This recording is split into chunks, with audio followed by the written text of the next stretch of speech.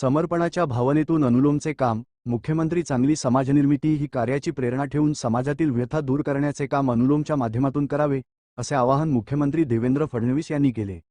येवला तालुक्यात वडगाव बले येथील अनुगामी लोकराज्य अभियानाच्या वतीने कापसे फाउंडेशन अनुलोम संगम 2026 चे आयोजन करण्यात आले होते. त्यावेळी मुख्यमंत्री श्री फडणवीस बोलत होते. यावेळी जलसंपदा मंत्री गिरीश महाजन, मुख्यमंत्र्यांचे मुख्य सल्लागार, गुंतवणूक आणि धोरण कौस्तुभ धवसे, पद्मश्री दादा लाड, अतुल वझे, अनुलोम प्रमुख स्वानंद ओक, सुजाता मराठे, अंबादास जोशी आदी उपस्थित होते. मुख्यमंत्री श्री फडणवीस म्हणाले, देशविकासासाठी समर्पणाची भावना खूप महत्त्वाची आहे. अनुलोमचे स्वयंसेवक याच भावनेतून स्वामी विवेकानंदांच्या संदेशाला अनुसरून काम करीत आहेत. ही खूप सुंदर आणि मोलाची गोष्ट आहे.